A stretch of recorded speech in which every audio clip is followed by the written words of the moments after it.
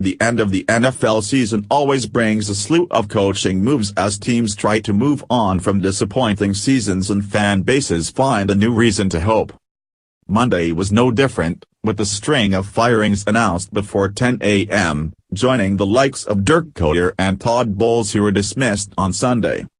We'll track the moves here all day. Cincinnati fires Bengals coach Marvin Lewis. Head coach Marvin Lewis and the Bengals are parting ways. After 16 seasons, Lewis' time in Cincinnati is over. He told his coaching staff on Monday morning, sources told the Inquirer. Lewis is still expected to speak at a news conference previously scheduled for 11 a.m. The club signed Lewis to a 2-year contract after the disappointing 2017 season, but turns out that would be his last following a 6-10 campaign. A major storyline of 2018 was a mass exodus of season ticket holders when the team signed Lewis. They played in front of a nearly half-empty stadium for late-season games against Oakland, Denver, and Cleveland.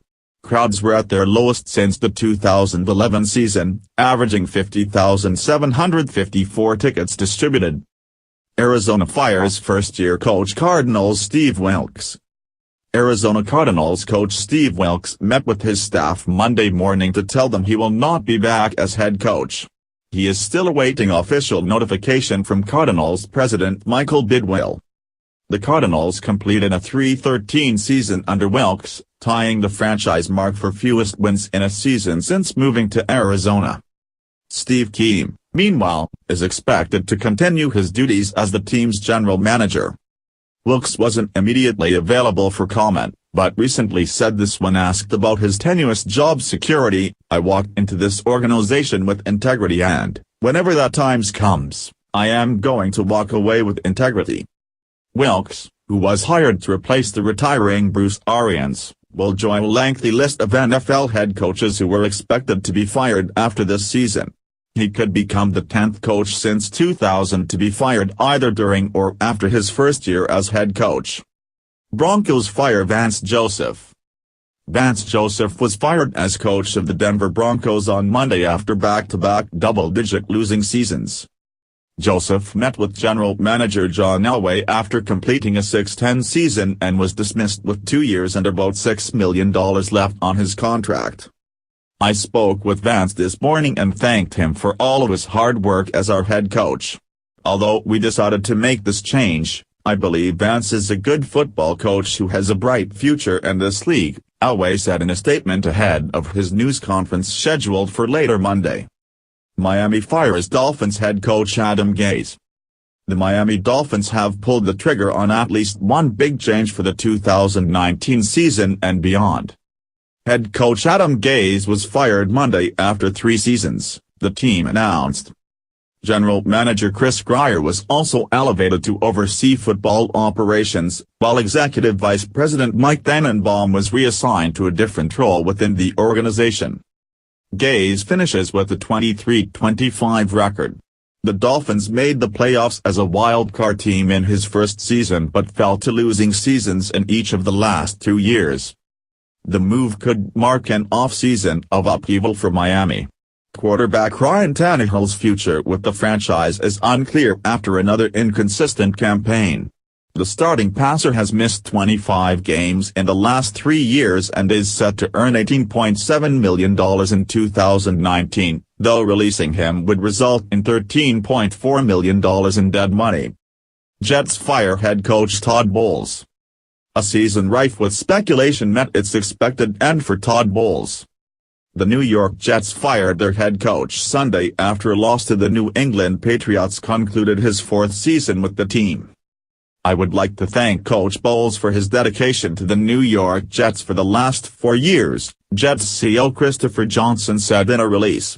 "After carefully evaluating the situation, I have concluded that this is the right direction for the organization to take. I would like to wish Todd, Tanka and their family only the best." Bowles finished with a 24-40 record with New York. He went 10-6 in his first season in 2015 before posting consecutive 5-11 campaigns, followed by a 4-12 mark in 2018. After jumping out to a 3-3 start this year, the Jets dropped 9 of their last 10 games. His win percentage is the lowest of any Jets coach since Rich Kotite, .125, led the franchise from 1995-96. Tampa Bay fires Buccaneers coach Dirk Koetter. The Tampa Bay Buccaneers are moving on from Dirk Koetter after 3 seasons. The Buccaneers fired Koetter as coach on Sunday after a loss to the Atlanta Falcons, the team announced. He finishes with a 19-29 record. "We sincerely appreciate the hard work and commitment shown by Dirk over the past several years," Buccaneers owner Joel Glazer said in a statement. "Working with Dirk has been a pleasure and we wish him and his family all the best in the future. Our search for a new head coach will begin immediately and will be conducted by General Manager Jason Licht." Tampa Bay opened the season with wins over the New Orleans Saints and defending champion Philadelphia Eagles despite the absence of quarterback Jameis Winston, who was suspended for 3 games for allegedly groping an Uber driver. Backup Ryan Fitzpatrick became the first NFL player to pass for 400 yards in 3 consecutive games, but he was benched in a Week 4 loss to the Bears.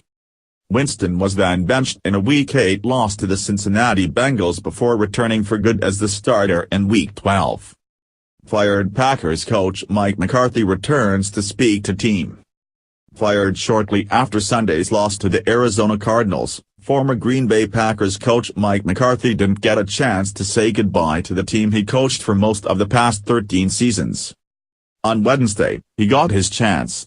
Interim coach Joe Philbin allowed McCarthy back into Lambeau Field to speak to the team, and the players bid him farewell with a standing ovation. "He held it together as much as you can," third-year defensive tackle Kenny Clark said on Thursday. "It was emotional. It was emotional for all of us. Mike came in, and we were surprised he was even coming in. Seeing him, gave him a round of applause and thanked him. He was emotional about it, we were all emotional about it." Linebacker Clay Matthews spent all 10 NFL seasons with McCarthy. "I was happy to see him," Matthews said. "Obviously, first things first, you understand that this is a business and not many people get that opportunity. For him to invest the past 13 years in this team, has given his heart and soul to us, to have that kind of closure, it was great of the organization." Hugh Jackson, winning with Browns on NFL's Mount Everest. Hugh Jackson was fired as head coach of the Cleveland Browns on October 29 with his record with the team now infamously standing at 336-1. But in his first major comments since he was let go, Jackson, in a sit-down interview with Cleveland.com, expressed his wishes that he had gotten more time to fix the offense and placed some blame for the team's struggles under him on the previous front office regime. "The fact that we played 4 overtime games this year says that we were a better football team. In my mind, if we fix the offense, it's a totally different story," Jackson said. "So I do believe the move, to let him go, was premature. But I think a part of the problem again went back to the first 2 years. In Jackson's first 2 years, when they were led by analytically inclined GM Sashi Brown, the team went 131,